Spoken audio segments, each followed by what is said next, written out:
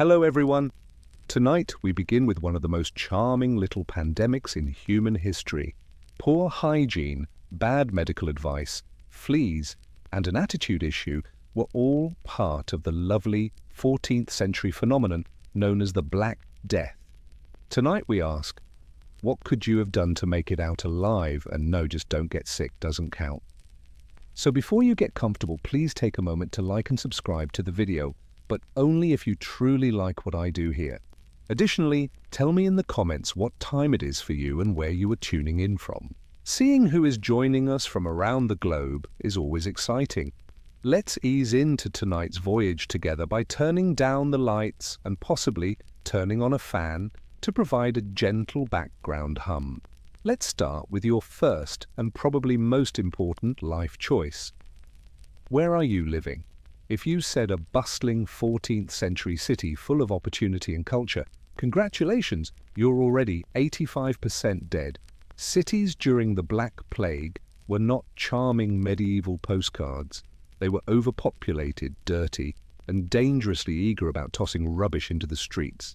Imagine thousands of people crammed together in wooden buildings with no plumbing, no sanitation, and rats so comfortable they probably paid rent. Urban centres like London, Paris, and Florence were the plague's all-you-can-eat buffet. Close quarters? Check. Open gutters? Check. Livestock living indoors? You bet. Human touch, insect activity, and foul odours were all prevalent in the cities. If airborne pathogens didn't get you, the psychological trauma of daily smells probably would. Just being close to someone who was ill was enough. Markets, churches, bathhouses on the odd occasion, they were open, and inns crowded people into small quarters. Fleas loved it, rats thrived, and you, the innocent city dweller just trying to buy onions, were one bite away from a full-body breakdown. Now contrast this with the countryside. Yes, it had its downsides, like isolation, weather, and the occasional angry goose, but crucially, it had space. You had fewer neighbours, fewer crowds, and significantly fewer rats per square foot. Your chances of surviving were significantly higher if you lived on a farm or in a quiet community perched on a hill where the closest person was 2 goat lengths distant. Even better, distant monasteries, some monastic orders like the Carthusians, practiced near total quiet and seclusion. Their lifestyle wasn't designed for plague survival, but it just happened to be the medieval equivalent of an elite quarantine bubble. In summary, if you loved your lungs, your blood, and your continuing existence, the smartest move in 1348 was to stay as far away from humans as legally or illegally possible, cancel your trips, leave the market early, and if anyone says it's probably not that bad, that's your cue to grab your cloak and leave the city immediately. Imagine this. It's 1349. Someone sneezes in your general direction. Do you A, ask them nicely if they're all right, B, offer them a clove of garlic, or C, run like your life relies on it, because it does? The right response is C. C is always the answer. At the time, nobody understood what a virus was, but they did know one thing. It was time to withdraw if someone close to you began to cough, perspire, or bleed from odd sources. Social distancing didn't have a catchy name yet, but the survivors practiced it religiously. The plague was believed to be spread by miasma, or poor air. This was not entirely true, not the fog, but the bugs. But staying away from other people who smelled like rottenness, good advice by accident. The chances of surviving were significantly higher for those who retreated early to the countryside, to a family cottage, or to any other location where there wasn't a lot of suspicious coughing. Just shutting the door and not opening it until the following year allowed entire families to live. Did relationships suffer as a result? Of course. Was it awkward when your relative sneezed through the keyhole and knocked, pleading for soup? Very much so. But letting them in could mean you'd all be dead by Sunday. So Cousin Gregory won't be getting any soup. At the first hint of plague, some aristocrats and wealthy families even left their cities. For instance, the affluent Boccaccio family left Florence, socially isolating themselves with poetry, wine, and no interaction with peasants. Astute. Through trial and error, the less fortunate discovered how to isolate themselves, mostly mistakes. Weddings, festivals, and markets. Every big party was a microbiological roulette game. If you could avoid them, stay at home and converse with your cat rather than your neighbor. You stood a good chance of surviving the pandemic. It's easy. Every encounter carried the risk of death. Medieval people quickly realized that fewer handshakes meant more birthdays, even though they didn't have Twitter threads about flattening the curve. It is likely that you were not wearing velvet if you were fortunate enough to survive the Black Plague. Let's discuss fashion. In particular, how, in 1348, your clothing could lead to your death. Fur-trimmed sleeves, long flowing robes, and thick, elaborate fabrics that conveyed the message, "I have money, and I definitely don't plan on fleeing quickly," were all favorites of the medieval upper class. To fleas, however, that wasn't fashionable. It was prime real estate. The plague was indiscriminate. You were fair game if you had skin and fabric, regardless of your financial situation. However, the wealthier you were, the more layers you wore, and the more room you provided for fleas to settle down, establish a small family, and move in. In this sense, your sense of style might serve as a parasite hotel chain. What was effective? Simplicity. Survivors tended to wear linen, the one fabric fleas weren't writing love letters about, tighter sleeves, shorter tunics, and less fabric overall. Bonus points for washing your clothes more than once a season, which, by medieval standards, was definitely excessive. Believing that the disease was attached to clothing, some communities even set fire to entire wardrobes. This wasn't totally incorrect. Fleas can live on your favorite overcoat and survive for days without a host. That cloak of velvet with the trim of squirrel fur? If it also carries microscopic death, it's not a flex. In addition, people wore a lot of accessories, but the perfumes, rosemary bundles, and beaded necklaces weren't doing much to halt the plague. Bravo unless you intended to offend everyone and make them keep their distance. And no, armor didn't help either, in case you were wondering. Although dying in full plate because you wouldn't take off your gauntlets long enough to wash your hands would be very on brand for some knights, you couldn't sword fight the plague. Geography wasn't just beautiful if you wanted to survive the Black Plague. Your skin might literally be saved by it, particularly if it was extremely uphill. There were gaps in medieval science. Although they had no idea what bacteria were, they were able to identify trends, such as the fact that people who lived in swampy lowlands died more quickly than those who lived on hills. Is it a coincidence? Perhaps, but you most likely wouldn't have stayed to demand peer-reviewed research if your neighbor's body had simply fallen over the fence. There were some covert benefits to elevation. Rats, the plague's tiny death chariots, detested climbing to start. In other words, they detested being at altitude, particularly when food was limited and temperatures dropped. You were less likely to have a flea festival on a colder hill. Wind comes in second. Better air circulation was associated with higher ground, and even though miasma or poor air wasn't the direct cause of the plague, it was still a wise decision to escape stale, foul-smelling alleys for cool hilltop breezes. If nothing else, it saved you from the medieval city life, which was a mixture of goat hair, human waste, and desperation. The benefit of having fewer people was another benefit of hills. Yes, isolation combined with elevation. An effective combination in any century. If no one was around to catch the virus or breathe on you while you were waiting in line at the communal water bucket, it couldn't spread. Some manors and monasteries were already situated on high ground because they enjoyed the view and detested invasion, not because of the disease. However, those foundations suddenly felt visionary when the Black Death struck. To go uphill, you didn't have to be wealthy. Shepherds, herds of goats, And that one guy who could communicate with birds all had the right idea. A steep walk, fresh air, and no neighbors discouraged surprise visits, and the plague. And you had a good reason to roll a barrel downhill at someone from the valley who was stumbling up with a cough and a story about how they thought it was just a cold. First, let's address the obvious. The love of soap, water, and personal boundaries were not well known among medieval people. The great bathing renaissance had reached a snag by the 14th century. There were public baths during earlier medieval times, some of which were fairly ornate. However, bathing was regarded with extreme suspicion by the time the Black Death arrived. According to medical experts, and I use that word liberally, hot water widened your pores and increased your susceptibility to illness. To put it another way, washing increased your risk of dying. Naturally, this was not true at all.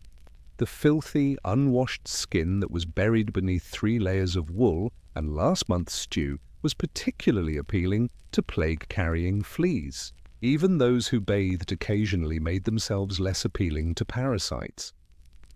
Naturally, they were unaware of this. They simply believed that they were unfortunate enough to smell like sin.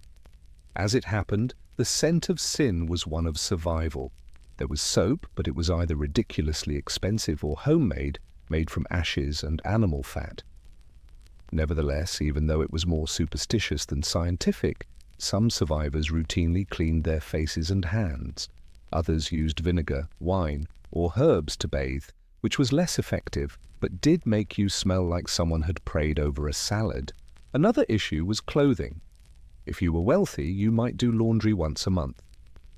Usually, you would beat your clothes against a rock and hope the lice would notice. Those who bothered to change their clothes once a week or boil their linens, by the standards of the plague era, it was positively sterile, though not exactly clean by today's standards. Not to be overlooked is dental hygiene. There was no such thing as toothpaste, but you could rub salt on your teeth or chew mint leaves. Once more, it did not stop the plague, but it did make the conversations you had on your deathbed a little more bearable. Can a bath save your life then?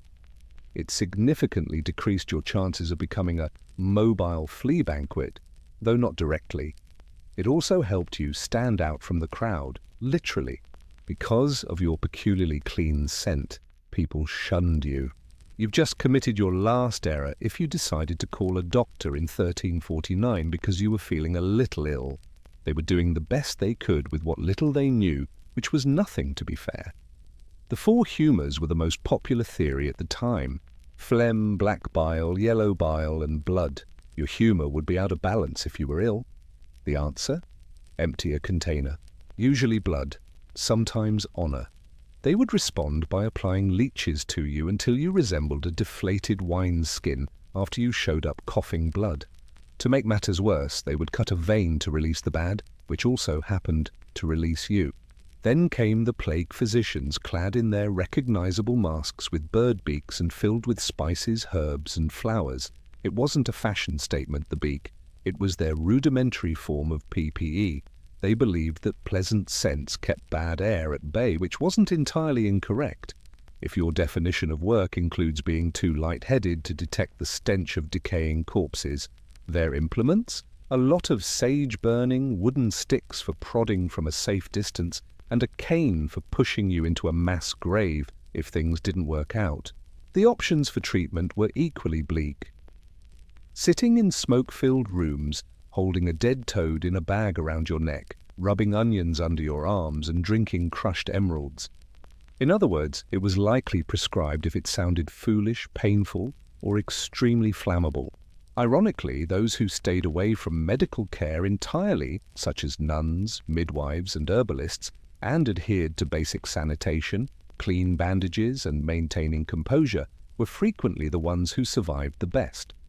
One group subtly excelled everyone in the survival game during the Black Plague, when cities were transformed into outdoor morgues and doctors recommended onions for anything less than beheading. Monks. Not just any monks, though. We are referring to the vow of silence, stay-at-home kind. Imagine Carthusians, not itinerant friars with flea-filled pockets. What made monastic life so promising for preventing plague? For starters, monasteries were frequently solitary, perched on slopes or nestled in rural nothingness. They weren't made for traffic, festivals, or busy inns with that one person coughing into his soup.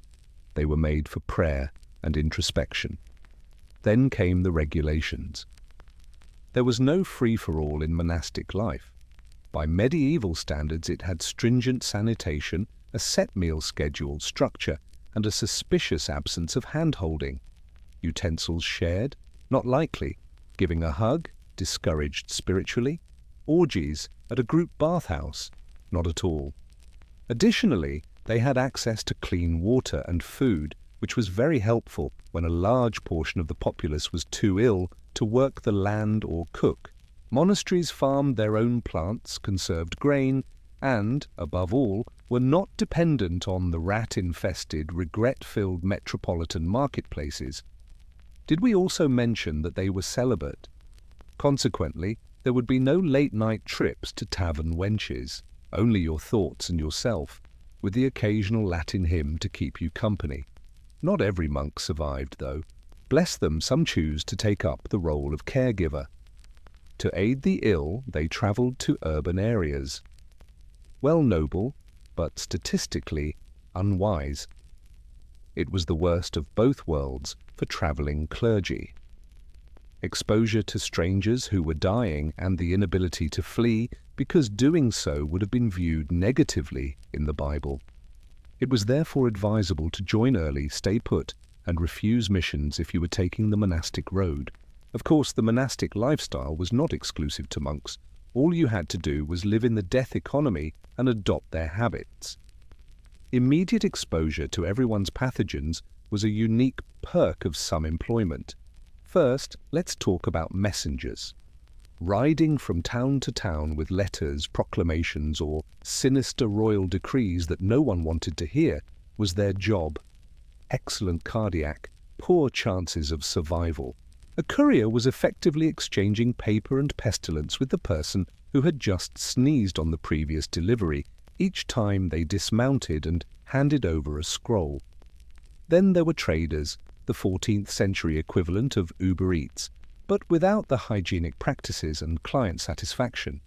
Between cities, marketplaces, and ports, traders transported fleas, cloth, and spices from one polluted area to another. Before the term superspreading was coined, they were plague superspreaders. You were the human counterpart of a courier pigeon with a death wish if you performed these jobs. What positions did you have a better chance of landing? Those who worked with fire, grain, or animals and tended to keep to themselves were blacksmiths, bakers, shepherds, and millers. These people didn't have to go far. They didn't have to go into plague-ridden cities for meetings that might have been as simple as reading parchment scrolls or shaking hands with strangers. There were grave diggers after that. Strangely safe, but morbid. They had better equipment such as gloves, shovels, and the much underappreciated tactic of not touching objects with your face, but the job wasn't plague-proof. Some even took great pride in avoiding death like those around them and learned to spot early signs of the plague. If you were extremely fortunate, you might be a hermit, a recluse, or a goat herder who is somewhat despised. Suddenly working alone was popular. Your antisocial actions, renamed as prudent pandemic preparation. Even craftspeople like weavers and cobblers had a good time. They had a small clientele, worked from home, and could act as though they had just been booked when a shady person knocked on the door, coughing and requesting shoes. You lived longer in 1349 if you ran fewer errands. Let's clarify one issue. Rats were more than just background noise in Europe during the plague. They were the primary characters. In your daily life, you encountered twitchy, hairy, plague chariot-riding villains. They also had a single goal. Take a look at your food and give you Yersinia pestis as a parting gift. Aside from running uphill and avoiding people, one of the best strategies to survive the Black Death was to raise your pantry. Literally. Bins of grain on the ground. A rat rave is just waiting to happen. Bread baskets open beneath your bed, congratulations. Your buffet has a plague theme. Neither rats nor their fleas were finicky eaters. Your chances of surviving past Lent decreased more quickly than your grain reserves the moment rodents took up residence in your pantry. Now, some households in the Middle Ages became wiser. They kept food in ceramic jars, on high wooden shelves, or in suspended boxes that hung from the ceiling like strange piñatas that were off-limits to anyone. These were not high-end design decisions. They represented last-ditch efforts to contain the plague. And then there were cats, the underappreciated rodent control MVPs. The more cats that were skulking around your kitchen, the better. Unfortunately, some places accused cats of being witches' familiars and killed them, which, spoiler alert, made the rat problem much worse. It's hard to survive when you've just executed your only line of defense. Let's discuss about your trash as well. Dumping leftovers like a rodent Airbnb in the compost piles next to your house. Astute survivors disposed of their waste in someone else's yard, ideally far from where they lived. It should be noted that the plague was actually spread by the fleas of rats, not the rats themselves. However, fleas are not able to travel far on their own. There are two common ways that people react when a disaster occurs, either calmly looking for logical answers or joining a yelling, torch-wielding mob that believes the neighbor is solely to blame. In 1348, which do you think was more popular? The Black Death destroyed brains in addition to killing bodies. Without the germ theory, microscopes, or good leadership, people were forced to come up with their own explanations. Pitchforks, torches, and wildly misguided violence, followed by the sound of many of them being "it must be them." Outsiders, Jews, foreigners, and pretty much anyone who didn't appear to have sneezed recently were all accused by mobs in some towns. People thought that a local widow with too many cats was to blame for all of this, with her dubious herbal teas, that wells were being poisoned, and that the plague was God's retribution. None of it helped, to be honest. Actually, mob behavior typically made matters worse. You would assemble a sizable contingent of individuals who are already highly suspicious, yell over one another about how he coughed close to my cow, and then storm the victim's house to... What? Can we eradicate the plague by setting it on fire? Astute. Very intelligent. Even worse, mobs brought people together physically as they huddled in sweaty crowds, exchanging bacteria like Pokemon cards and shouting at each other. Not only did you run the risk of committing a moral error, but you also ran the risk of getting the very illness you were blaming on someone else. Those who kept a low profile were frequently the ones who actually survived the Black Death. They weren't interested in group panic rituals, not because they were cowards. The survivors were boarding up their windows, boiling water, and silently avoiding death while the mob was busy dragging an astrologer out of town for reading stars too confidently. This is a teaching moment. Angry crowds are rarely smart problem solvers, and panic spreads more quickly than the plague. Perhaps don't grab the torch unless you like the smell of smoke, moral failure, and the inevitable exposure to cough droplets. Because widespread ignorance is the only thing more communicable than illness during a pandemic. Garlic is a common seasoning, nature's breath mint, and the preferred body spray of the Middle Ages. There were no vaccines, antibiotics, or even a clear understanding of what a germ was when the plague struck. They wore garlic around their necks like cloves of aromatic defiance, hung it over their doors, ate it raw, and used it for everything. Was it successful from a scientific standpoint? Let's face it, not at all. However, in a world where the only alternatives were to drink molten gold, take a vinegar bath, or have someone drill a hole in your skull to expel the noxious air, garlic was comparatively sensible. Why garlic? First of all, it had a strong smell, which was a major concern. At the time, miasma, or bad air, was the most popular theory of disease. People assumed you were on the road to health if you could use something strongly herbal to mask the stench of human waste and decaying bodies. The Axe body spray of 1348 was garlic. There's a catch, though. Garlic has antimicrobial and insect-repelling properties. It does, in fact, have some antimicrobial qualities, according to modern science. Therefore, even though medieval people were clueless, it's possible that they unintentionally made themselves less attractive to fleas, which are the real carriers of the plague. That being said, garlic should not be overly praised. It was not a shield of magic. It is impossible to walk across a mound of corpses without getting hurt. Ironically, eating so much garlic made some people socially distant, which actually helped with social distancing. Additionally, if you were still doing everything else incorrectly, garlic didn't work. Visiting ailing neighbors, wearing robes covered in fleas, and sharing cups during a packed funeral feast. You wouldn't be saved by all the garlic in the world. You'd simply pass away more experienced. Being able to smell something nice like roses wasn't just a pretty sensory experience in the 14th century. In essence, it was a diagnostic instrument. Congratulations if your nose is still functional. Most likely, you weren't yet dead. The reasoning was straightforward.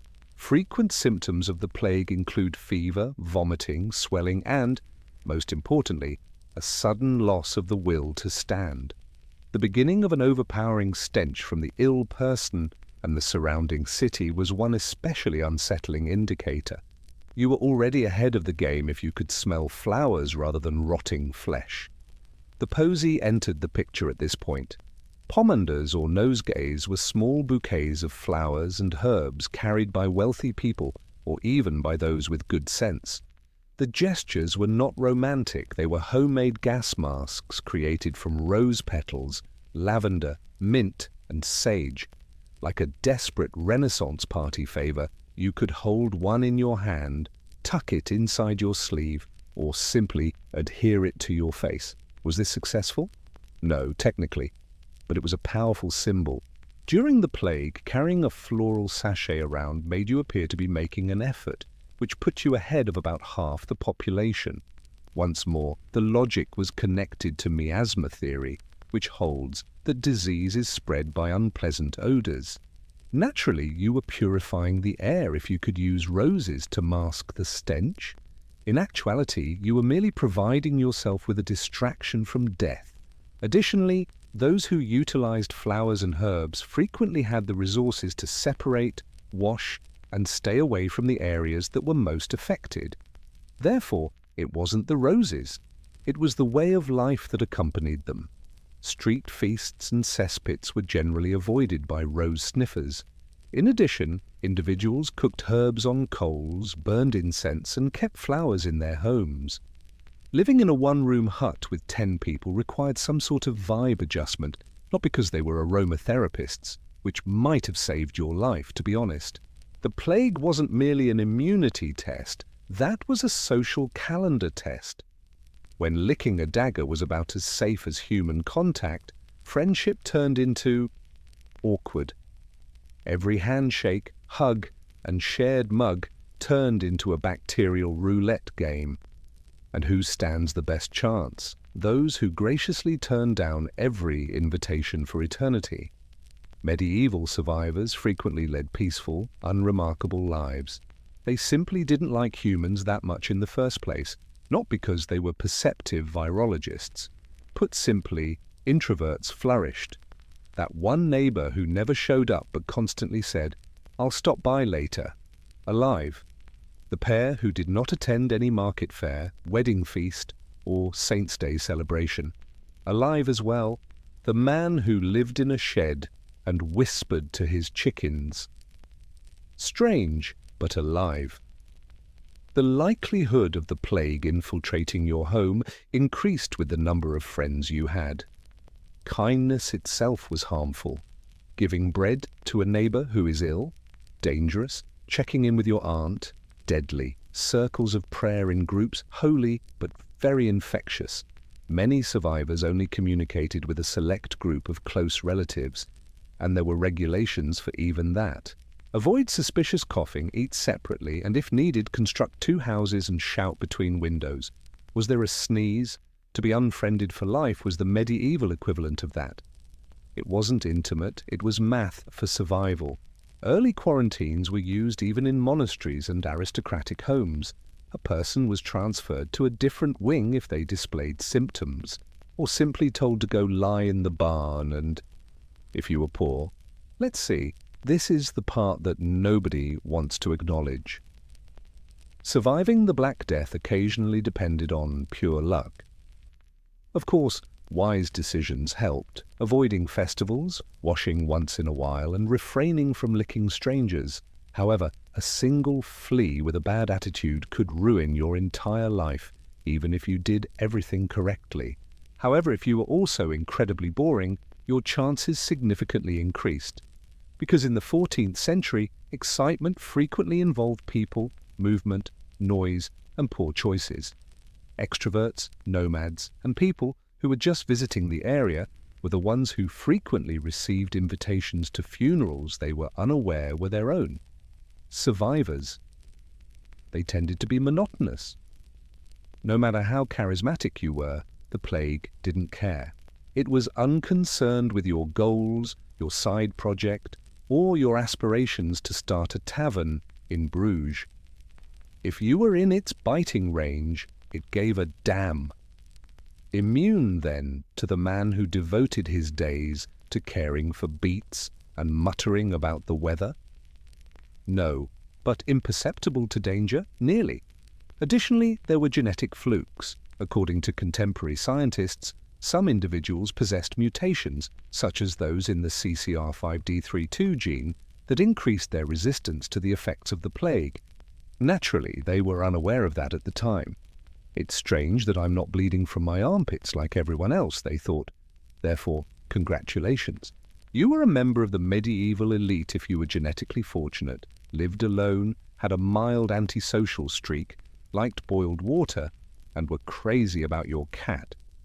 The odds changed, though, the instant you used your imagination, tried a new city, invited friends over, participated in a flagellant parade, or drank from that enigmatic shared chalice at the market. Routine was what boredom meant. There were fewer surprises with routine. Additionally, fewer unexpected events translated into fewer inexplicable rashes and less organ failure. Congratulations if you survived the rotting streets, the coughing, the bleeding, and the awkwardly aggressive garlic breath. You've officially entered the realm of plague survivors. You now have to complete your last task. Ensure that someone is aware of your presence. Because avoiding death was not the only way to survive the Black Death. It was about making a lasting impression. Enter the monks, the scribes, the diary keepers, and the somewhat traumatized villagers who have access to parchment and a good memory. The true MVPs were these. They had the stamina to write about it in addition to outliving everyone. The Decameron, a book about wealthy Florentines who used storytelling in the countryside to evade the plague, was given to us by Giovanni Boccaccio, or the Yorkshire monk who wrote in the margins when a terrible plague struck and many people perished. Simple, yet efficient. There was more to writing than catharsis. It served as a means of processing what had transpired, communicating cautions, and subtly boasting about your immune system. Future generations' perceptions of the plague were influenced by survivors who documented their experiences. By doing this, they made avoiding death a kind of legacy endeavor. Here's the catch, though. The printing deadline had to pass. That required remaining watchful even after the worst had happened. Many people lower their defenses too quickly. After celebrating, getting back together, and throwing incredibly early feasts, they perished in the second wave. Therefore, don't hurry back to town if you really wanted to finish and write your story. Just because the bishop said that the plague is probably over doesn't mean you should give someone a hug. Never take free ale from a man who has obvious boils. Wait instead, remain dull, keep your journal close at hand, watch, and take up a quill and write down your story when it was safe, really safe. It might not be read by anyone, it might moulder in a chest of dust, but perhaps, just possibly, a historian in the future would come across it and declare, this one knew what they were doing, because it's impressive to survive a pandemic. However, it is eternal to survive it with receipts. Mental illness was viewed as a divine message or a curse long before psychiatry was given a name. The first assumption in ancient Mesopotamia was that someone was not insane if they had hallucinations, spoke incoherently, or behaved strangely. It was ownership. The Sumerians thought that malevolent spirits could take over a person's body. A disturbed mind indicated that the soul had been taken by a demon. Logic and science were not the foundations of the first documented treatments. Rather, they blended magic, prayer, and ritual. Assyrian clay tablets included intricate incantations intended to expel the spiritual intruder. Exorcists were more trusted than doctors. These were not outlandish beliefs. They were diagnostics that were widely used. Things weren't all that different in ancient Egypt. One of the earliest medical records still in existence, the Ebers Papyrus, documents both spiritual and physiological explanations for odd behaviors. You may have a wandering womb or be cursed by a god if you wept without reason, forgot your own name, or distanced yourself from other people. Appeals to divine intervention, ritual purification, aromatherapy, and treatment. They held that thought originated in the heart rather than the brain. The Greeks, however, went above and above. Madness is frequently the result of divine intervention in Homeric epics. Ajax killing sheep because he believed they were his enemies, a direct outcome of supernatural intervention. In Greek culture, the idea of divine madness became so ingrained that it was occasionally regarded as an inspiration. Plato even maintained that some types of insanity were divine gifts that resulted in lyrical insight, artistic brilliance, or prophecy. Poets were selected. They weren't crazy. It wasn't entirely spiritual, though. A more physical explanation was provided by Hippocrates, who is frequently regarded as the founder of modern medicine. Blood, phlegm, black bile, and yellow bile were the four physiological humours that he attributed to imbalances. An overabundance of black bile was melancholia, or what we might now call depression. His answers? Changes in diet, rest, and lifestyle. For a man born in 460 BCE, this is not terrible. For generations, nations' perceptions of mental disease would be shaped by this dichotomy between spiritual and bodily. A person may be a prophet, a crazy, chemically unbalanced, or cursed. The distinction between a priest and a healer was extremely thin, and the voices in your head might earn you a burial or a temple, depending on where you lived. Whatever dignity mental illness had under the Greeks was lost in medieval Europe. The philosophical arguments concerning humoral imbalance and heavenly inspiration were vanished. Rather, the Church intervened, bringing fear, brimstone, and fire. The likely conclusion was not a humoral imbalance if you were seeing things that weren't there, or hearing voices. It was either sin or, worse, Satan. The concept of madness was now put in a religious context. People with mental illnesses were frequently thought to be demon-possessed, spiritually feeble, or morally tainted. The main suspect was the devil. It could be assumed that a peasant woman wearing rags and muttering to herself is a witch. It could be argued that a nobleman who wept unjustly for days was harboring unresolved sin. Prayer, flagellation, and confession were regarded as effective therapies. Priests were respected by doctors. The historical institutions did not fare much better. There weren't many facilities specifically for people with mental illnesses. The majority were abandoned to rot in overcrowded monasteries, live in dungeons, or wander the countryside. For their own protection, they were chained in public squares in some towns, where they could be amused by locals tossing coins at them or prodding them with sticks. Insanity turned into amusement. Next came London's Bethlehem Royal Hospital, also referred to as Bedlam. It was one of the first establishments to accommodate people with mental disorders, having been established in the 13th century. However, the houses handling it nicely, Bedlam soon turned into a zoo for humans.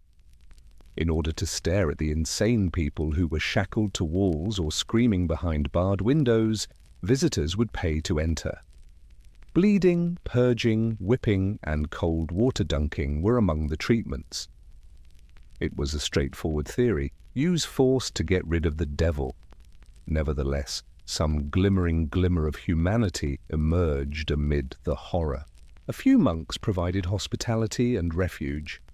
Far from the influence of the Inquisition, Islamic doctors such as Avicenna continued to advocate for humoral theory and gentle treatment.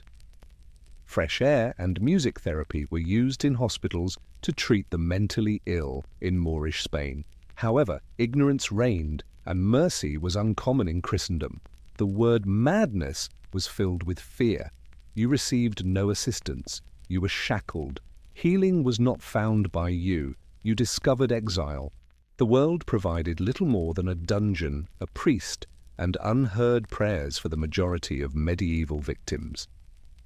Centuries would pass before compassion caught up with the age of madness.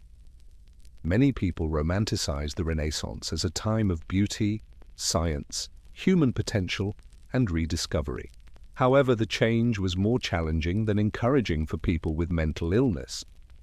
As classical knowledge resurfaced, so too did older medical ideas, especially from Hippocrates and Galen.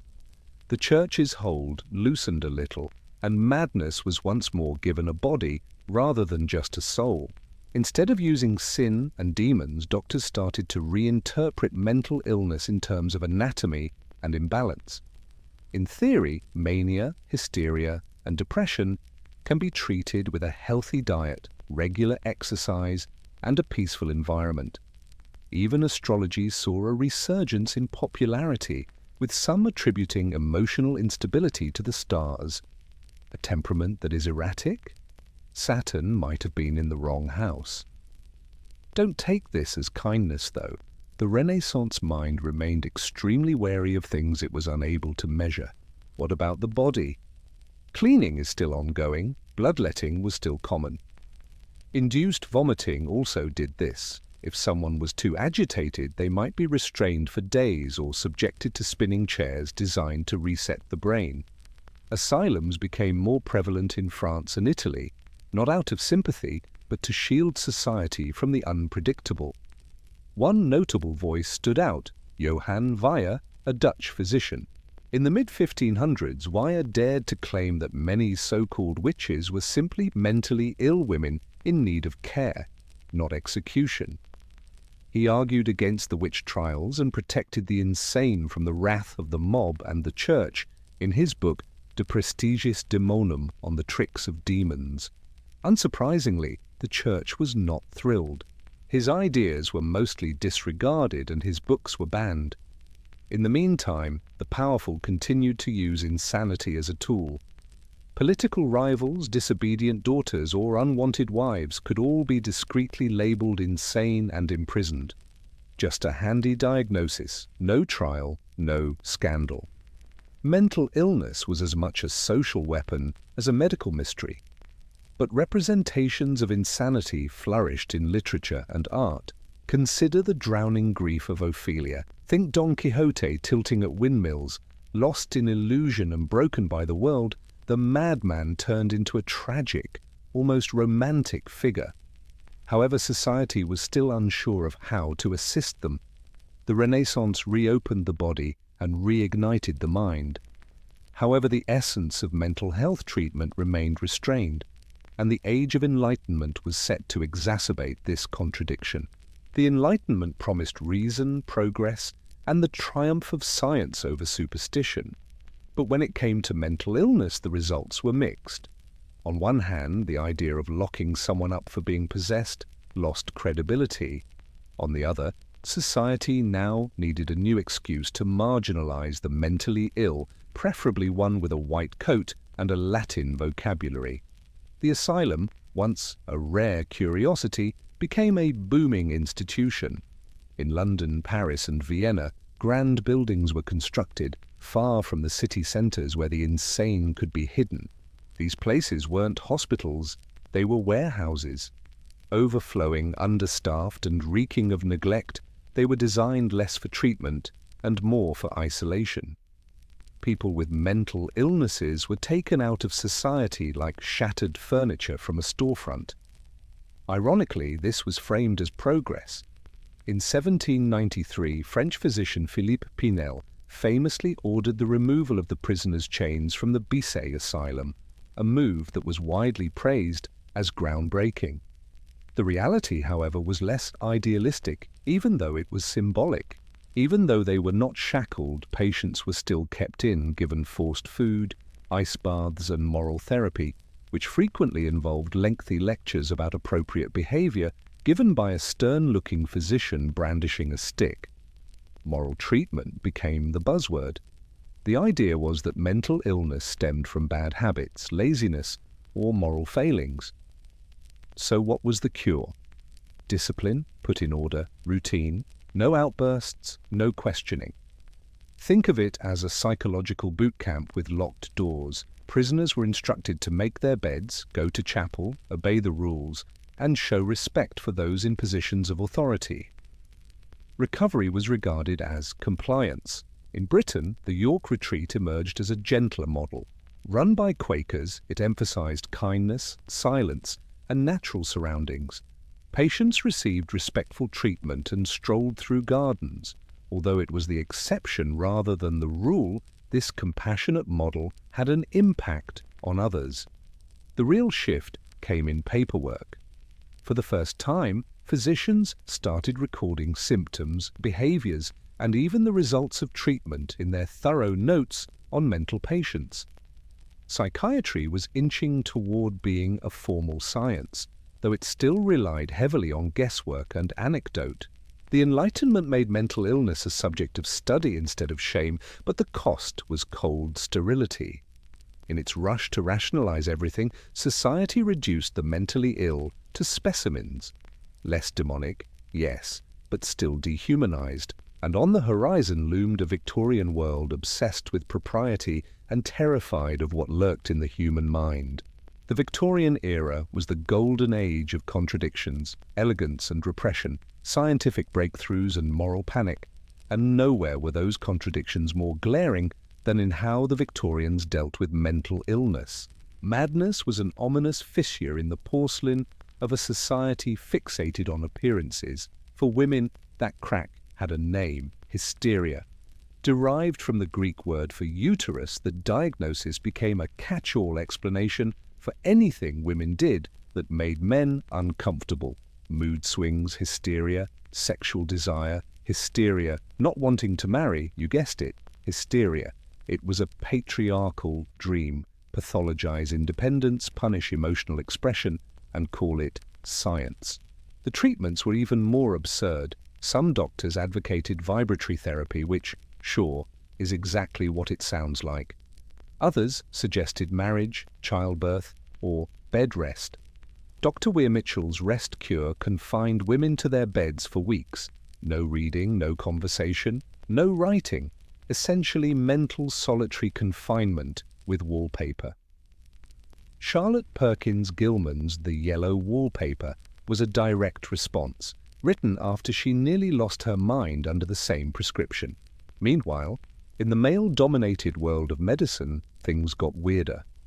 Jean-Martin Charcot, a neurologist in Paris, became famous for his dramatic demonstrations of hypnotized hysterics at the Salpêtrière Hospital.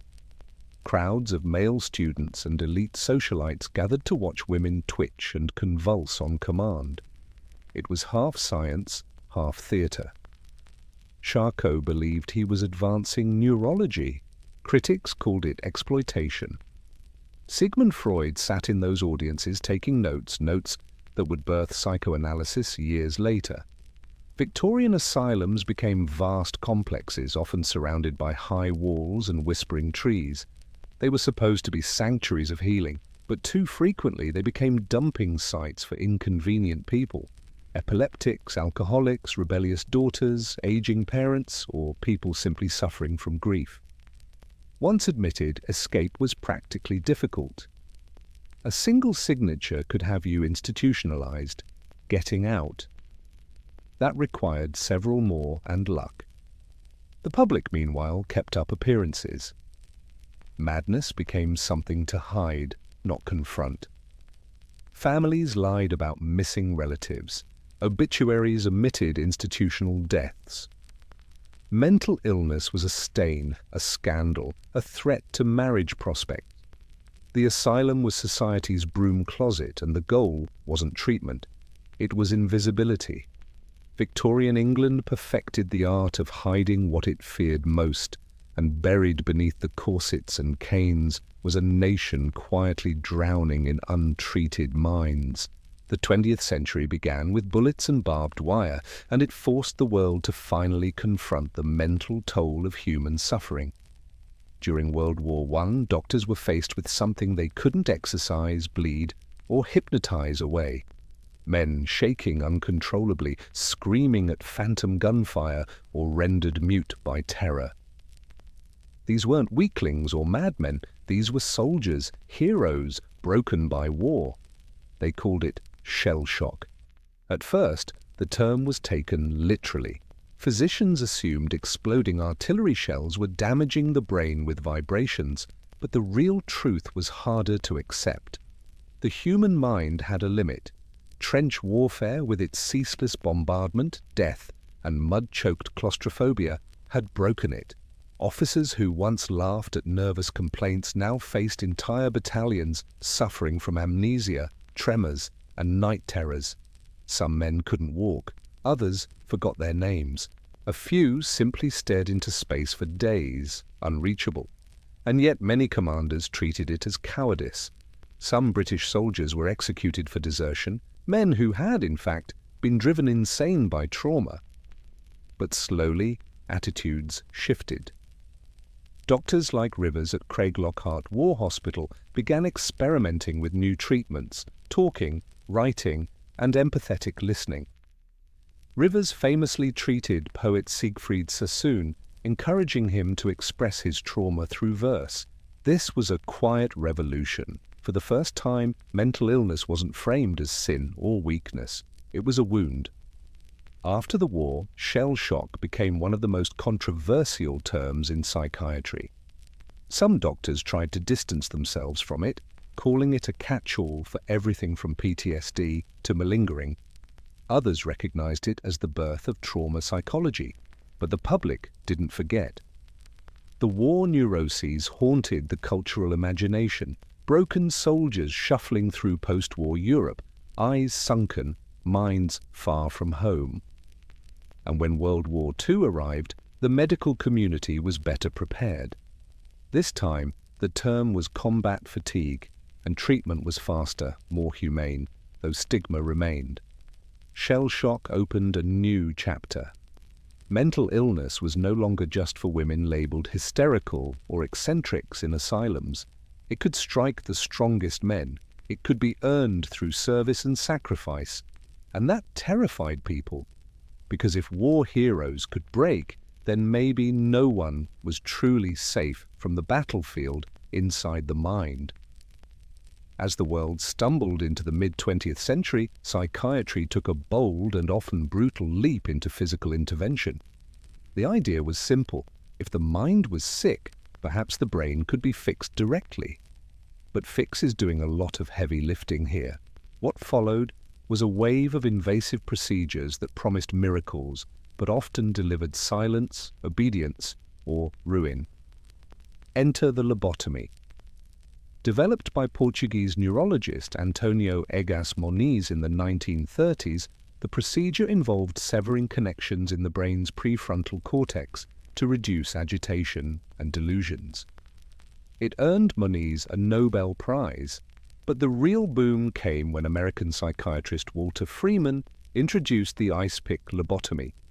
No operating room needed, just a mallet and a horrifying. Tens of thousands underwent the procedure in the US alone, including children, housewives, and veterans. Some became docile, others lost speech, motor function, or personality entirely. A few died on the table, yet hospitals kept offering it because it emptied beds. A patient who had been violent or uncooperative was now quiet, vacant, manageable. Success by 1940s standards. Then came electroconvulsive therapy, or ECT. While still used today in carefully controlled settings, its early applications were far from gentle. Doctors would administer jolts of electricity strong enough to induce seizures, often without anesthesia or consent. The objective? To reset the brain, like shaking a faulty light bulb. For some patients, particularly those with severe depression, it brought real relief. But for others, it caused memory loss, confusion, and trauma. This was the golden age of interventionist psychiatry. Insulin coma therapy, hydrotherapy, isolation chambers. Doctors reached for any lever they could pull. Mental illness was treated like a broken machine, and the tools were crude. Compassion took a back seat to control. And still, asylums swelled. With the rise of state-run psychiatric hospitals, millions were institutionalized. Some stayed for decades, forgotten by families and society. The average person feared these places. Stories of abuse, neglect, and restriction filtered into tabloids and horror films. The mentally ill became monsters in pop culture. Mad scientists, escaped killers, the insane. The objectives were scientific, the outcomes sometimes catastrophic. And as the 1960s approached, a new idea began to grow. Maybe it wasn't the patients who needed fixing, maybe it was the system itself. By the 1960s, the tide was turning. Public trust in asylums had diminished. Investigative journalists exposed filthy wards, over-medicated patients, and inhumane conditions in state hospitals. Families stopped believing the promise of rehabilitative treatment, and legislators started asking unpleasant questions. Was institutionalization genuinely benefiting anyone, or was it merely warehousing the unwanted? Enter the movement known as deinstitutionalization. Fueled by three key forces, new drugs, civil rights advocacy, and cost-cutting governments, the notion was straightforward. Close the big institutions and treat people in their communities instead. Antipsychotic medications like Thorazine, released in the 1950s, made it easier to manage schizophrenia and other severe disorders outside the hospital. For the first time in centuries, the mentally ill might, at least in theory, live freely with pharmaceutical support. President John F. Kennedy, whose own sister Rosemary had been lobotomized into virtual silence, became a passionate campaigner for mental health reform. In 1963, he signed a bill supporting hundreds of community mental health facilities aimed to offer outpatient care, housing help, and therapy. The objective: independence, dignity, and reintegration. The closures began swiftly. Massive institutions that once held thousands were emptied within a decade. The image of the padded cell gave way to that of the neighborhood clinic. Patients were no longer confined, but encouraged to live in halfway houses with social workers checking in. On paper, it was a humanitarian triumph. In practice, it was chaotic. Why? Because the infrastructure never fully materialized. Many of the community clinics were underfunded, understaffed, or never built at all. Patients released from long-term institutions found themselves on the streets with nowhere to go. Families weren't prepared. Law enforcement wasn't trained. Suddenly, the burden shifted from medical professionals to social services, jails, and shelters. Homelessness rates rose. So did incarceration. A significant portion of the prison population began showing signs of untreated mental illness. Deinstitutionalization wasn't entirely a failure, but it became a cautionary tale. Compassion without preparation isn't a solution, it's just displacement. Still, the movement changed everything. It forced society to admit that locking people away indefinitely was not humane care. It brought mental illness into the public square, into conversations, policies, and eventually media. It laid the groundwork for patient rights, ethical treatment, and a more holistic approach. But for many, especially the poor and marginalized, the promise of dignified care remained just that, a promise.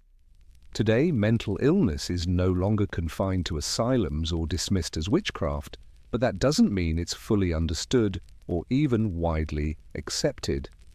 The 21st century has brought massive strides in neuroscience, psychology, and therapy, yet stigma clings like a shadow. For all our scientific vocabulary, we still flinch at words like bipolar, schizophrenic, or borderline. Thanks to brain imaging, we now know that conditions like depression and anxiety aren't just in your head, in the dismissive sense. They involve real, measurable changes in brain chemistry, structure, and function. Genetic research has linked certain disorders to hereditary factors. Environmental trauma, childhood neglect, and even gut health are now recognized as contributors to mental instability. For the first time, we're beginning to see mental illness as a dynamic intersection of biology, psychology, and environment. But understanding doesn't always equal empathy. Social media has helped normalize conversations around mental health, especially among younger generations. Celebrities now talk openly about anxiety, therapy, and medication. Apps offer guided meditation, therapy sessions, and mood tracking. And yet, access to real treatment is still painfully unequal. Rural communities, low-income populations, and minorities often face insurmountable barriers to care. Meanwhile, the pharmaceutical industry, though crucial in many respects, has also been criticized for overprescription, especially of antidepressants and stimulants. Some patients feel treated as checkboxes on a diagnostic form, briefly seen, quickly medicated, and rarely heard.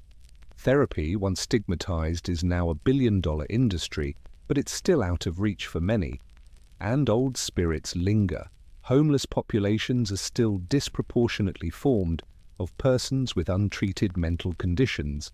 Prisons now function as the major de facto mental health institutes in many countries. Emergency rooms are flooded with psychiatric crises they aren't equipped to handle. It's deinstitutionalization without the promised safety net, again. Yet there are signs of hope. Trauma-informed care is gaining ground. Peer support initiatives are proliferating.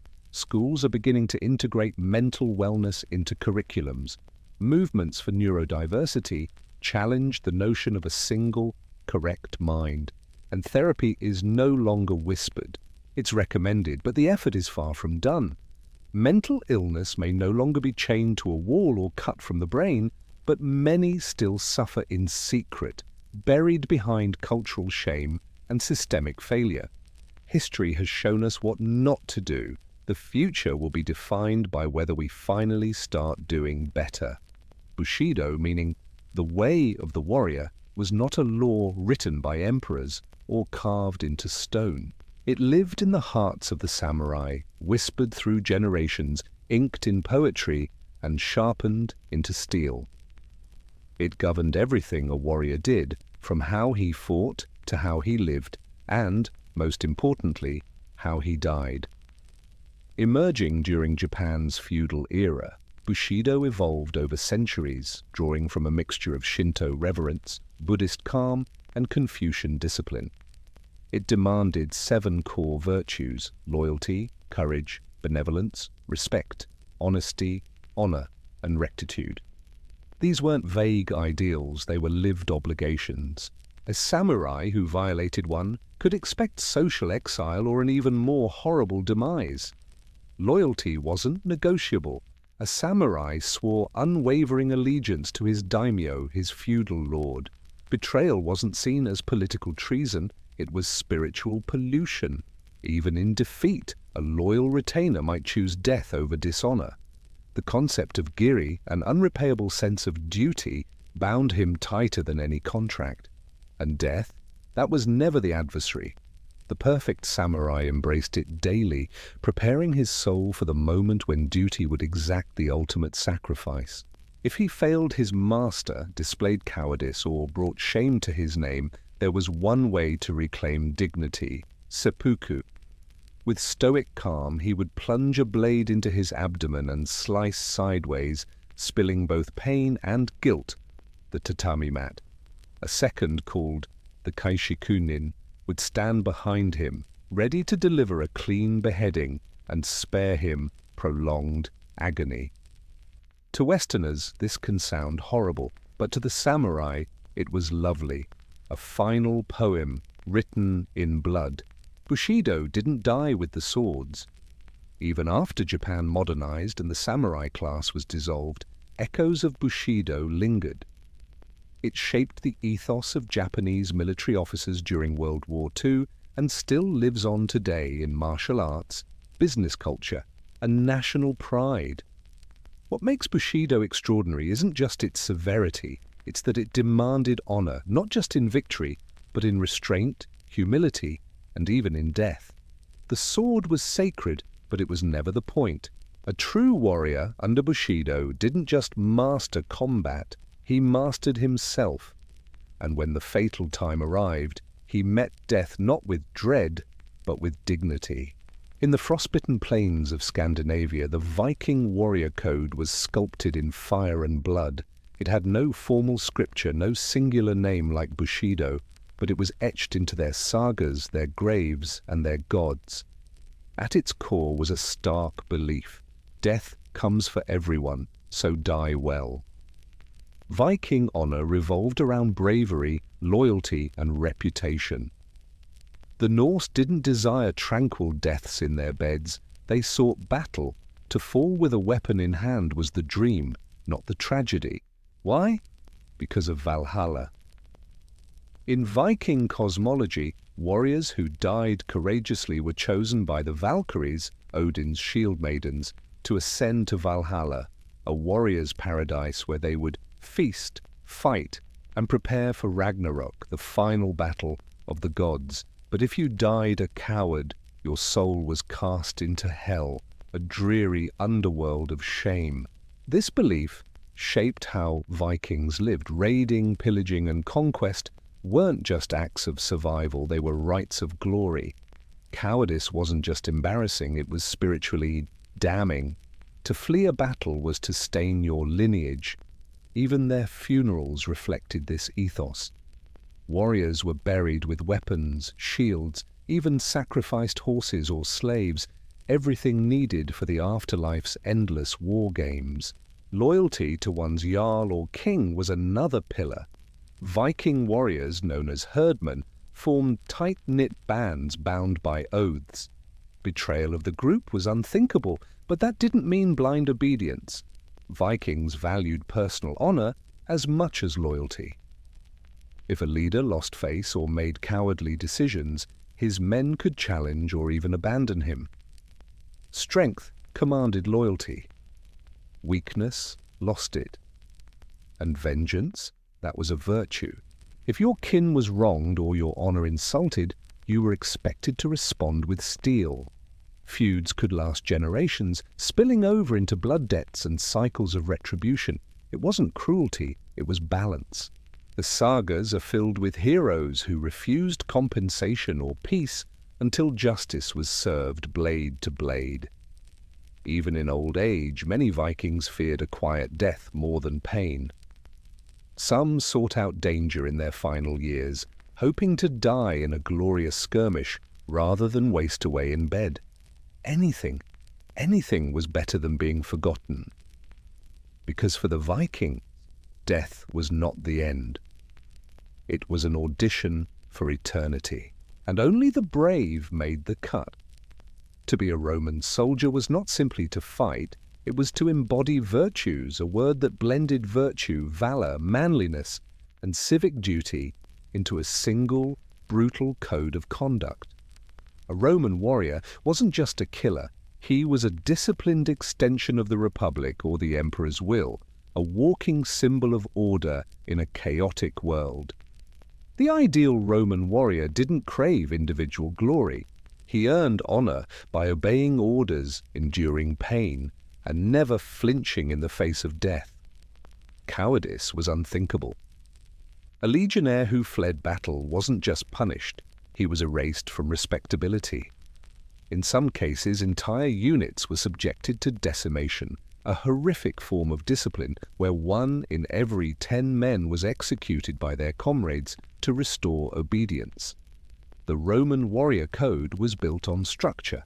Training was constant, relentless, and grueling. Discipline was more important than strength. A soldier who broke ranks even in victory could face lashes or execution. Glory belonged to Rome, not the man. This collectivism set the Roman military apart from most ancient forces. It was less a band of warriors and more a machine. But virtues extended beyond the battlefield. It was a societal expectation for Roman men, especially those of noble birth, to show courage in the Senate, to be just in leadership, and to display restraint in personal ambition were also considered marks of warrior honor. Even retired soldiers were expected to carry themselves with dignity as living monuments to Rome's greatness. One of the most sacred virtues in Roman military culture was fides, faith, or loyalty. Loyalty to your unit, your commander, and to Rome itself. Betrayal, insubordination, or desertion were treated with utter contempt. Think of Julius Caesar crossing the Rubicon. It wasn't just a political act, it was a defiance of the warrior code's loyalty to the Republic. Death was not feared. Dying in battle, especially for Rome, was the highest honor. Tombstones of Roman soldiers often boasted of where and how they died, listing campaigns like a resume for the gods. Unlike the Vikings, who sought personal glory in Valhalla, or the samurai, who died for their lords, Romans fought for the enduring myth of civilization. They weren't just defending borders, they were exporting order and enforcing it with spears. For the Roman warrior, the code was clear. Obey, endure, conquer, and die like a citizen of eternity. In medieval Europe, the warrior wasn't just a killer, he was supposed to be a Christian killer. Enter the code of chivalry, an unwritten, romanticized set of ideals meant to tame the bloodlust of knights with the nobility of saints. At least that was the idea. The word chivalry comes from the French chevalier, meaning horseman. And in a world where heavy cavalry ruled the battlefield, knights needed more than armor and swords. They needed a moral compass, or at least the church thought so. The chivalric code combined martial prowess with piety, loyalty, and, yes, courtly love. A true knight was expected to be brave in battle, loyal to his liege, generous to the poor, and protective of women and the weak. He was to pray often, fight fairly, and never lie. Of course, this ideal existed mostly in literature and sermons. In practice, knights could be brutal warlords with a crucifix in one hand and a torch in the other. Still, the code had real influence. During the Crusades, for instance, knights were told they were not merely fighting for land or glory, but for God himself. Killing in battle wasn't a sin if it was done in the name of Christ. It was holy. The outcome? Some of the bloodiest campaigns in history, wrapped in righteous rhetoric. Chivalry also demanded loyalty, fealty to one's lord. A knight swore oaths of service, often sealed on sacred relics.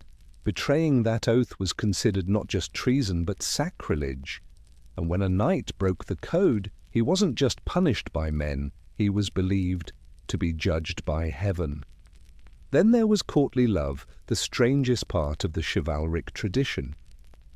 Knights were supposed to pine for noble ladies, usually married, and dedicate heroic deeds to their honor. Love was supposed to be chaste, poetic, and maddening. Basically, it gave violent men something to write about when they weren't beheading each other. Of course, chivalry didn't apply to peasants. Knights could sack villages, burn crops, and execute rebels without guilt, so long as it wasn't another noble's land.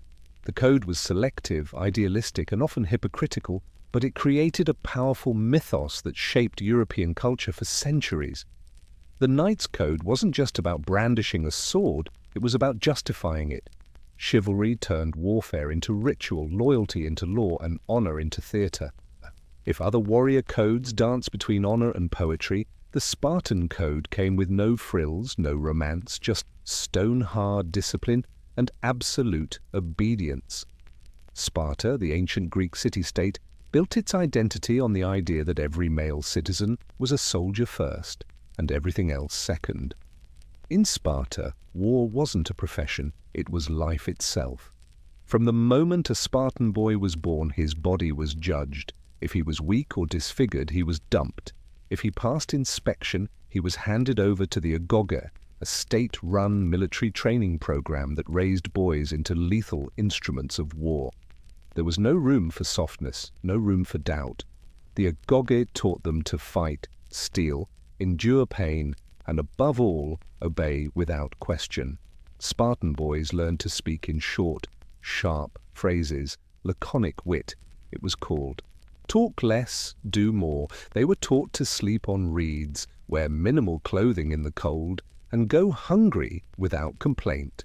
Courage wasn't only praised, it was mandatory. A Spartan who ran from battle wasn't just a disgrace, he was stripped of citizenship, scorned by women, and made a pariah. The final commandment of the Spartan code, never return without your shield. That didn't mean don't lose it, it meant don't come back unless you're carrying it or being carried on it.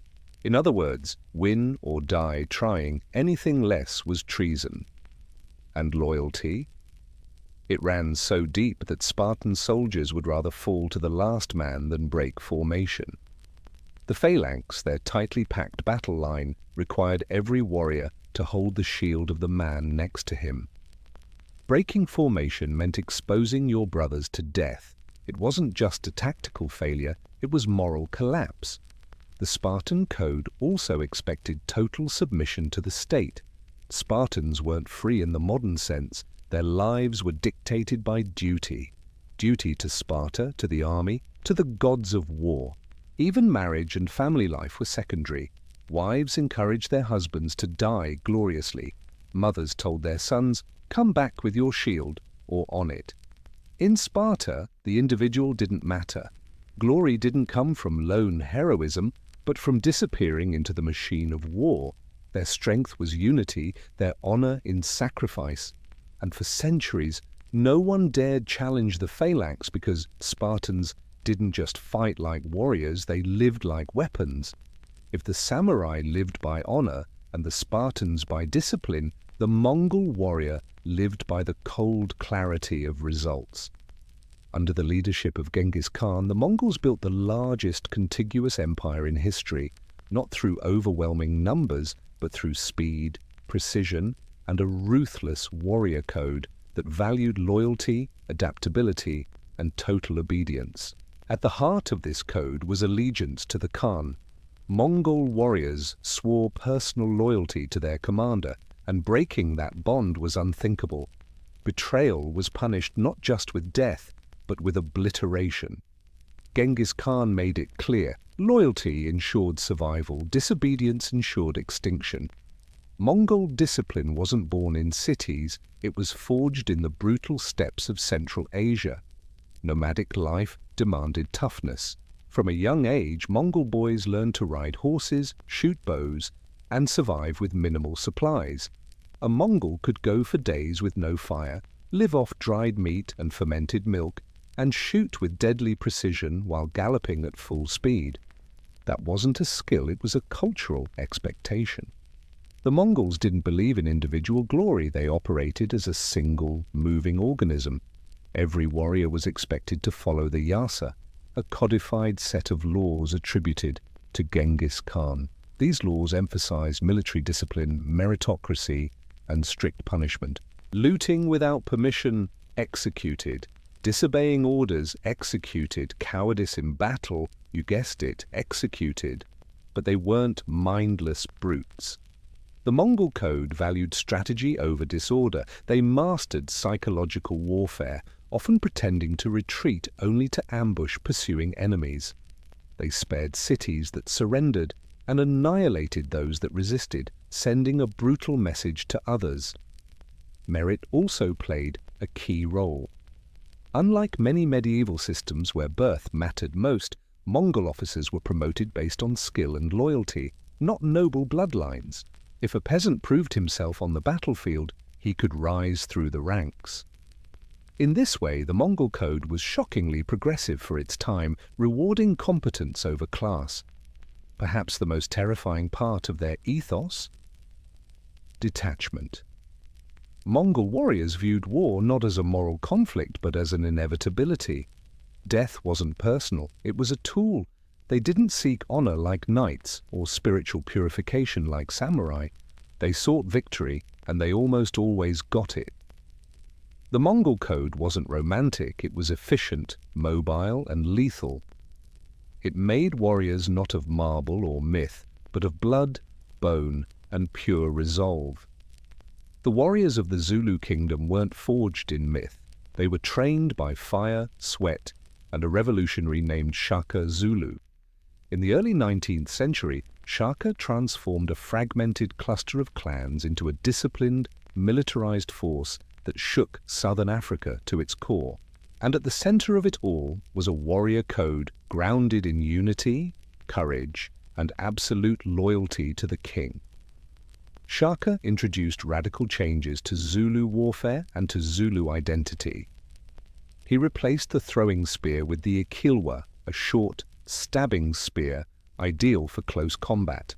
He mandated the use of large cowhide shields and organized warriors into tightly knit regiments called impi, each living, training, and marching together like family. But this wasn't just tactical innovation, it was ideological transformation. The Zulu warrior was no longer a part-time fighter, he was a servant of the nation, a living shield. Warriors were grouped by age and trained in rigorous discipline from adolescence. They were forbidden to marry until they had proven themselves in battle, a way to tie honor to service. The warrior didn't fight for individual glory, but for the survival and expansion of the Zulu people.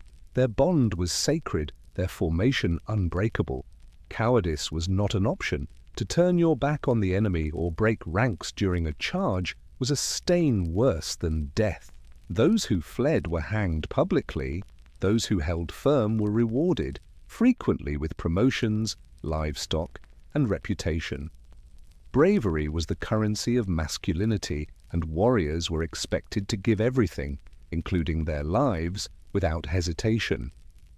Loyalty to the king was total. Shaka ruled with charisma and terror, and his warriors revered him like a deity. Disobedience was met with swift, often fatal punishment, but in return the king cared for his impis, offering food, protection, and recognition. Zulu warfare focused not simply power, but psychology. Shaka's legendary buffalo horn formation with a chest, horns, and loins, enabling his armies to engulf attackers with deadly precision. Every warrior had a place, and every death was part of a larger purpose. The Zulu warrior code turned a tribal community into a military state, and ordinary men into legends. They didn't battle for conquest alone. They fought like one body, one heartbeat, one shield. And when the spears rose, even empires learned to tremble. Among the deserts and canyons of the American Southwest, the Apache warrior carved a legacy not through empires or grand armies, but through resilience, stealth, and a code of survival that defied conquest. For the Apache, warfare wasn't just a duty, it was a daily act of existence in a land that was as harsh as it was sacred. Unlike centralized warrior cultures, the Apache didn't organize around kings or empires. Their code wasn't written in law or dictated by generals. It was taught through oral tradition, lived experience, and necessity. In a world surrounded by hostile tribes, expanding settlers, and U.S. military campaigns, Apache warriors developed a combat philosophy built on mobility, precision, and endurance. At the heart of the Apache code was self-discipline. Boys were trained from an early age to endure pain, hunger, thirst, and silence. Running long distances barefoot, bathing in icy rivers, and fasting were all rites of passage. A true warrior needed more than a strong arm. He needed an iron will. He had to read the land like a book, track enemies by broken twigs, and vanish into cliffs without a sound.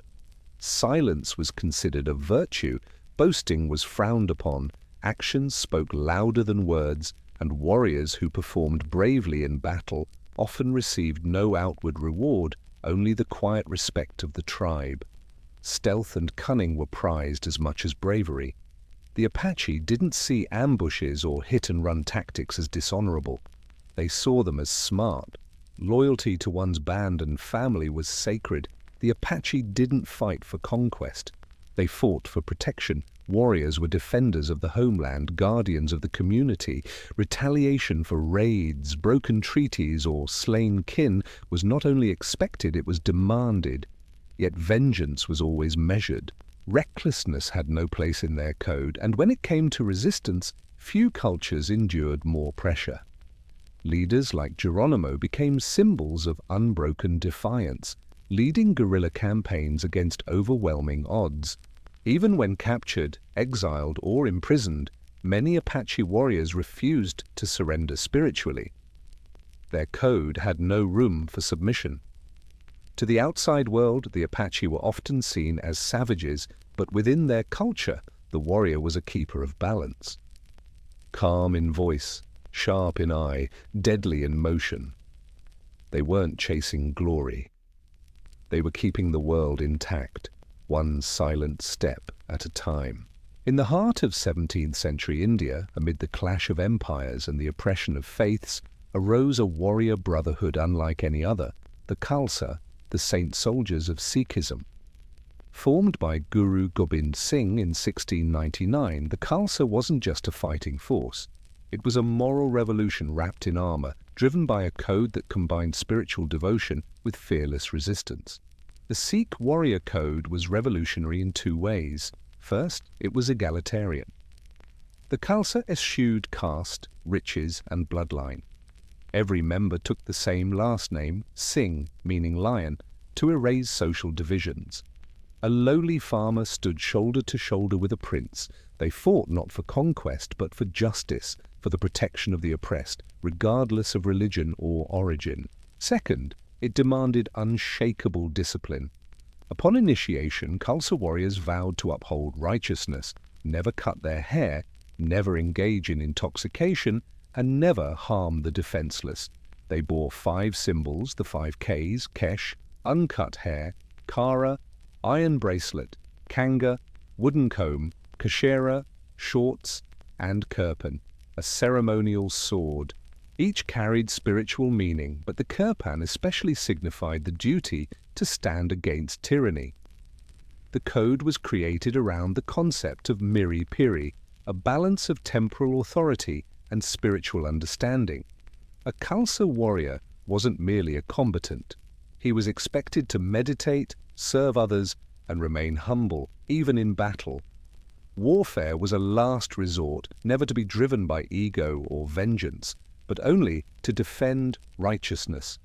Fighting was not about rage, it was about responsibility, and when they fought fiercely. Khalsa warriors stood against the powerful Mughal Empire, often outnumbered, but never outwilled. Their battle cry wasn't just a slogan, it was a declaration of purpose. Betrayal of the code was rare because it was tied to one's very identity.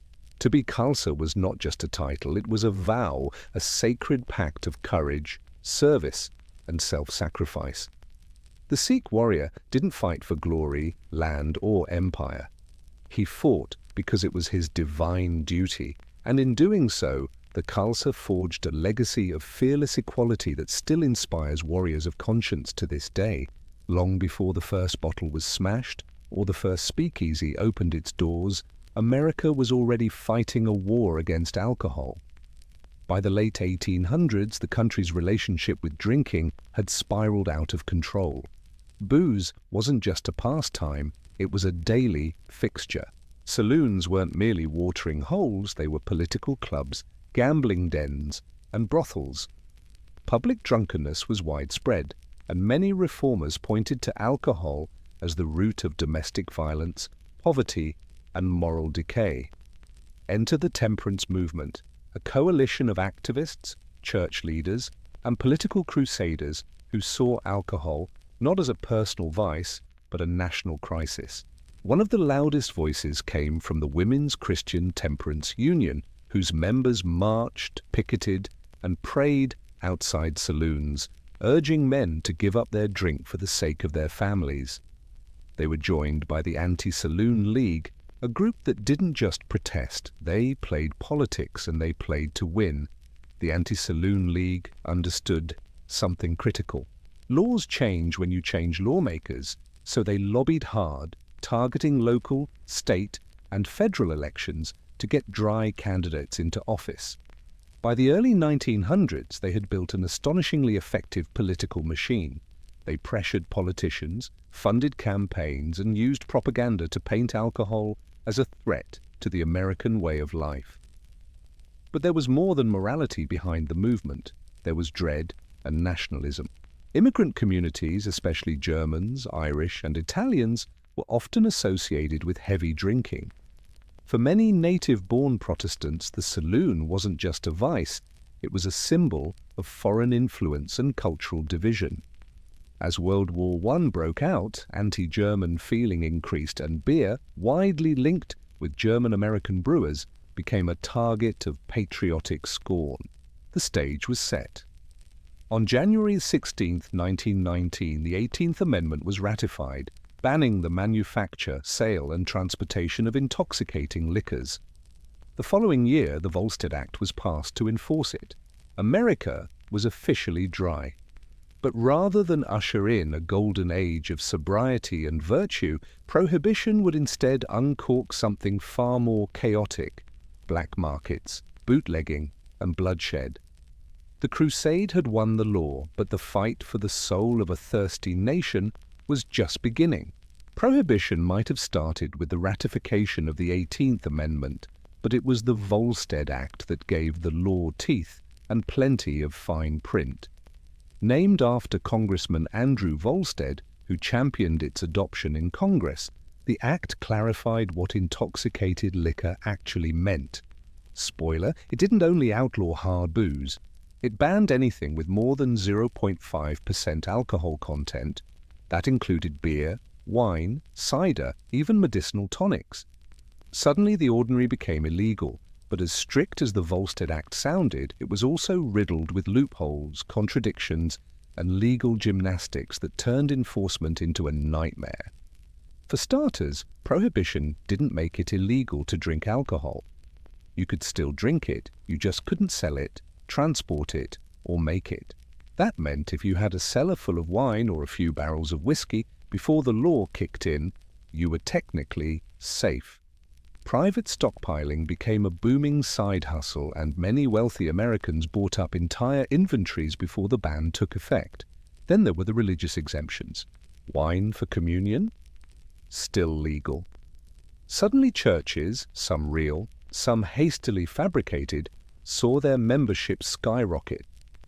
Clergy found themselves in the unusual position of acting as both spiritual leaders and alcohol distributors. One priest joked that his congregation had grown miraculously overnight. Medical loopholes were even more absurd. Doctors could prescribe alcohol for medicinal purposes, and pharmacies could legally dispense it.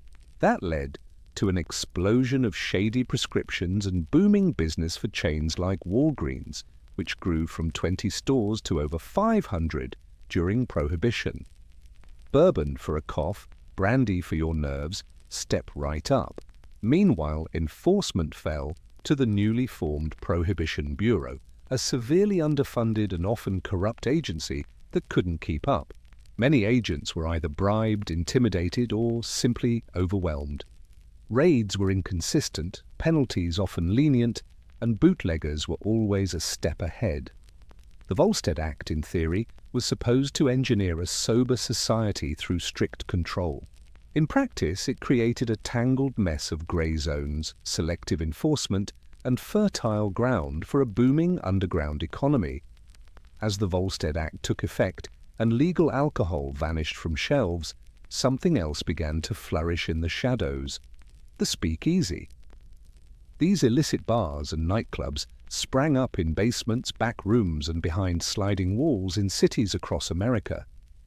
The term speakeasy came from patrons being told to speak easy about their location, because if the wrong person overheard, the party might end in a police raid, but those raids rarely successful. Speakeasies weren't just hiding, they were protected.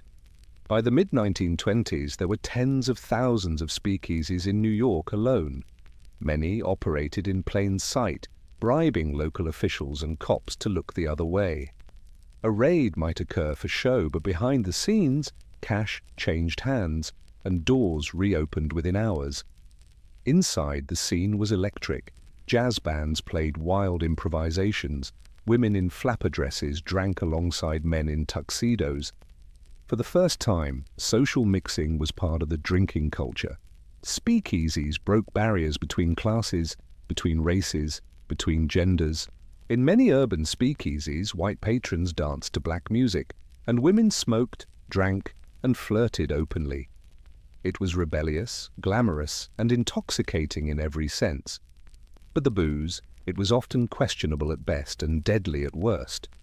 With legal distilleries shut down, bootleggers began manufacturing alcohol in hidden labs and bathtubs. This bathtub gin was often crude, unregulated, and spiked with dangerous chemicals to stretch supply. Blindness and poisoning were not uncommon. Still, the demand was so high, people were willing to take the risk. Speakeasies were more than bars. They served as defiant emblems. They represented the failure of Prohibition to stamp out America's love affair with alcohol. The harder the government tried to enforce the ban, the more the public found creative ways around it. Hidden compartments, secret passwords, false storefronts. Prohibition turned ordinary citizens into everyday outlaws. In the process, nightlife transformed. Jazz culture exploded. Fashion changed. Even slang evolved, with terms like juice joint, giggle water, and bootleg becoming part of everyday speech. The speakeasy wasn't just a workaround.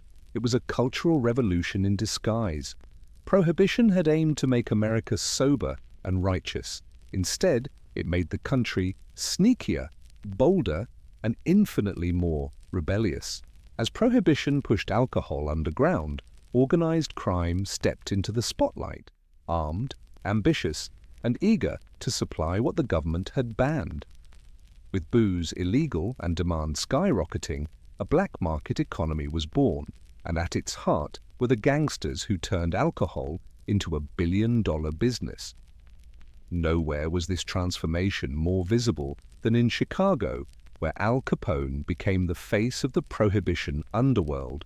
Capone wasn't just a thug, he was a businessman, a strategist, and a public personality who gave jobs, conducted soup kitchens, and bribed the cops with pocket cash. But behind the public image was a ruthless enforcer who ruled through violence, fear, and corruption. Capone's empire trafficked in thousands of liters of illegal whiskey, transferring it through secret warehouses, armed convoys, and unscrupulous speakeasies. He had entire communities under his grasp, judges, mayors, even law enforcement, and he wasn't alone. Across the country, places like New York, Detroit, and Kansas City saw the development of bootleg kings, Irish mobs, Sicilian mafias, and Jewish crime syndicates, all utilizing Prohibition as their golden ticket. These criminal networks didn't only move alcohol, they professionalized crime. They constructed systems, hierarchies, and rules. Turf wars were common, and blood spilled often. One of the most infamous events was the St. Valentine's Day Massacre of 1929, where 7 members of a rival gang were lined up and gunned down in broad daylight, allegedly on Capone's orders. It was an obvious message. This wasn't small-time street violence. This was organized warfare. Ironically, the more the federal government cracked down, the more sophisticated the criminals became. Smugglers used fast boats on the coasts and cars modified with hidden compartments inland. Some even built tunnels under the US-Canada border to ferry in whiskey from Montreal. Others had insiders at distilleries still legally producing medical or industrial alcohol, which was then repurposed into bootleg spirits. Public sentiment began to shift. People questioned a law that seemed to breed more crime than it prevented. What began as a moral crusade was now enabling the rise of criminal empires more powerful and violent than anything the country had ever seen. While bootleggers and gangsters flourished in back alleys and secret warehouses, the federal government tried desperately to hold the line. Enter the Prohibition agents, or as they came to be known, the G-men. Tasked with enforcing the Volstead Act, these men were supposed to be America's moral guardians, hunting down illegal liquor and bringing order to a nation gone rogue. But there was one problem. Almost everything was stacked against them. When Prohibition began, there were fewer than 150 federal agents assigned to enforce it nationwide. That's one agent for every 70,000 people. These men were poorly trained, underpaid, and overwhelmed, and it didn't take long for corruption to seep in. With gangsters offering bribes that far outpaced a government paycheck, many agents looked the other way or actively participated in the very crimes they were hired to stop. Still, not all G-men were crooked. Some, like Eliot Ness, gained fame for their dedication. Ness led a team called the Untouchables, known for their refusal to take bribes and their relentless pursuit of Al Capone's empire. They smashed stills, raided warehouses, and tried to bring order to lawless Chicago. But even Ness couldn't bring Capone down through Prohibition law. That job eventually fell to the IRS, who nailed him for tax evasion, not bootlegging. Most enforcement efforts were clumsy at best and dangerous at worst. Raids were often tipped off in advance. Innocent people were sometimes caught in the chaos, and the black market just adapted. Bootleggers became masters of deception, changing routes, disguising shipments, and creating networks that moved faster than the law. The government even took a darker turn. In an attempt to stop people from drinking industrial alcohol used in bootlegging, federal officials ordered it poisoned. Thousands were sickened and hundreds died. The press called it government murder.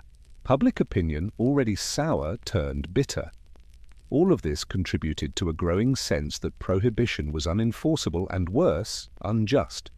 Law-abiding citizens became criminals overnight, and real criminals became rich, powerful, and untouchable.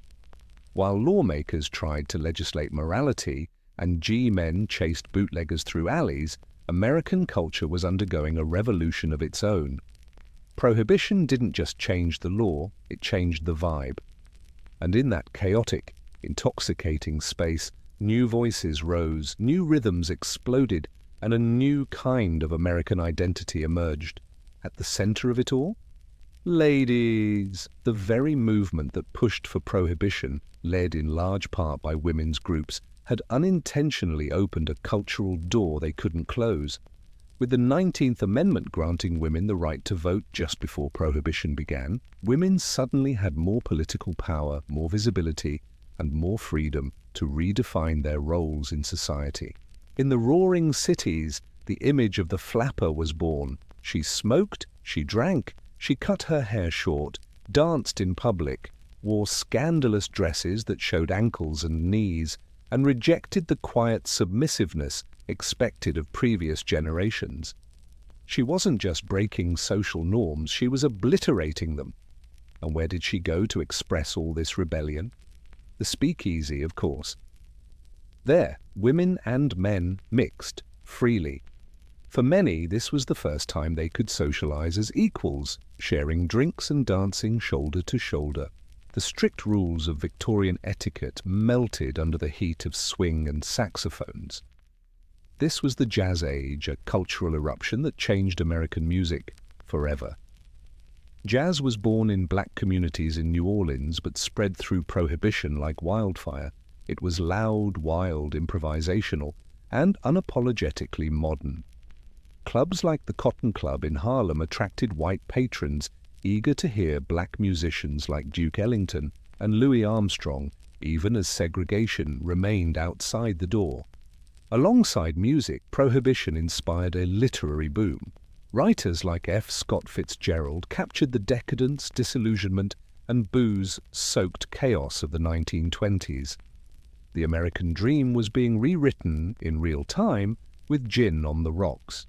Even fashion shifted. Clothes became less restrictive, hairstyles shorter, morals looser. What had started as a movement to clean up society accidentally sparked a generation of people determined to break every rule. Prohibition didn't purify culture, it unleashed it. In the vacuum created by repression, art, expression, and rebellion thrived. As the 1920s gave way to the 1930s, the United States was hit by an earthquake that shook every corner of society, the Great Depression. Banks failed, unemployment soared, and bread lines stretched for blocks. Amid this mounting desperation, the vast moral struggle of prohibition started to look less like virtue and more like a luxury the country could no longer afford. Suddenly, the concept of outlawing alcohol wasn't simply inconvenient, it was economically catastrophic. Legalizing alcohol again meant potential jobs, tax revenue, and economic relief. Before Prohibition, alcohol taxes accounted for up to 30% of federal income. Now the government was broke, and so were the people. Repeal started to make more sense than ever, not just to the public, but to politicians. President Herbert Hoover, who called Prohibition a noble experiment, found himself increasingly out of step with the national mood.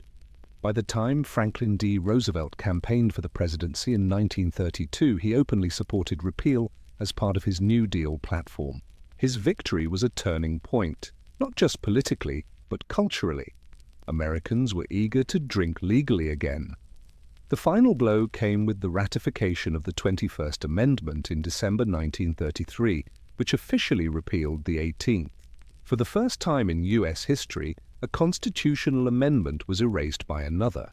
Champagne corks popped from coast to coast, bars reopened, breweries retooled. A big sigh of relief filled the nation, not merely because alcohol was allowed again, but because a long national contradiction had finally ended. But the damage was already done. The black market that Prohibition created didn't disappear overnight. Organized crime had grown too strong, too rich, and too embedded in urban power structures to simply walk away. Gangsters who once ran bootlegging operations moved into gambling, prostitution, and drug trafficking.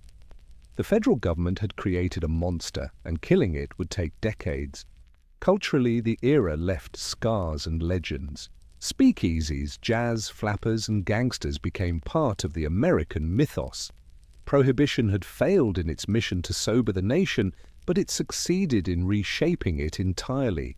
Even after the cork was popped on Prohibition's official end in 1933, its legacy didn't just evaporate. The social, political, and criminal consequences of the era stuck around and in many ways still echo through American life today. The most obvious impact? Organized crime didn't go away. It changed. The bootlegging empires built during Prohibition gave rise to modern mafia syndicates. The smuggling routes, bribery systems, and networks of corruption had grown so sophisticated that criminal organizations simply shifted gears into narcotics, gambling, extortion, and labor racketeering. The violence didn't disappear either. Prohibition had given crime families power, and they weren't giving it back. The era also transformed American law enforcement. The failure to control alcohol exposed how weak and fragmented the federal government's policing power truly was. In response, the FBI expanded, surveillance techniques were refined, and law enforcement became more centralized and professionalized. The modern American war on crime was born from the ashes of a failed war on liquor. On the political front, Prohibition revealed the dangers of legislating morality on a national scale. What started as a movement to uplift the moral character of the country turned into an exercise in hypocrisy and rebellion. Voters, especially in urban areas, learned that laws disconnected from public behavior are doomed. The experience left many Americans skeptical of future moral crusades and wary of politicians promising purity through policy. Then there was the cultural shift. Prohibition inadvertently sparked a broader distrust of government overreach. People resented being told how to live, drink, and socialize. The resentment would resurface in later decades, from anti-smoking campaigns to debates about drug legalization. The ghost of the Volstead Act haunts American culture every time there's a clash between law and lifestyle. Even the alcohol industry had to rebuild itself from the ground up. In the decades following repeal, regulations were introduced to control advertising, drinking ages, and distribution. To this day, liquor laws in the US vary wildly from state to state, a messy legacy of the fractured Prohibition years. But perhaps the most enduring consequence was psychological. Prohibition taught Americans that banning something doesn't make it disappear, it just pushes it underground. Long after the last speakeasy closed and the final bootlegger faded into history, the Prohibition era found a second life, this time in pop culture. What had once been a decade of legal chaos and blood-soaked crime became a glittering myth of gangsters in pinstripe suits, jazz-filled clubs, and rebellious glamour. Prohibition didn't just leave behind laws, it left behind legends. Hollywood wasted no time. Films like Little Caesar, 1931, and The Public Enemy, 1931, turned bootleggers into icons. James Cagney and Edward G. Robinson didn't just play gangsters, they defined them. Al Capone was no longer just a criminal, he was a celebrity anti-hero. The distinctions between villain and folk hero blurred, and America fell in love with the same guys the government had wanted to obliterate. The trend continued through the decades. The Untouchables, Once Upon a Time in America, Boardwalk Empire, each retelling added more glamour, more grit, and more mythology to an era that had been, in reality, chaotic and often brutal. Speakeasies, once underground dens of questionable booze, were reimagined as classy lounges filled with swing music and Art Deco charm. Even the language of the time stuck. Words like bootleg, giggle water, juice joint, and hooch still crop up in retro bars and themed parties. The flapper look, with its fringe dresses and bobbed hair, remains a fashion staple in costume culture. And jazz, the soundtrack of rebellion during Prohibition, became a defining symbol of American creativity. But it wasn't just entertainment. The Prohibition story became a moral parable, taught in schools, debated in political circles, and invoked every time a new movement tried to ban something. Whether it's cannabis laws, internet censorship, or dietary restrictions, critics often ask, are we repeating Prohibition? It also helped fuel the American fascination with the outlaw hero. The idea that when laws go too far, it's not just acceptable to break them, it's patriotic. This mindset, rooted in Prohibition speakeasy culture, continues to shape attitudes toward authority and rebellion. In the end, Prohibition failed to make America sober, but it succeeded in making it legendary. It became a story not just about law and order, but about resistance, culture, and the power of unintended consequences.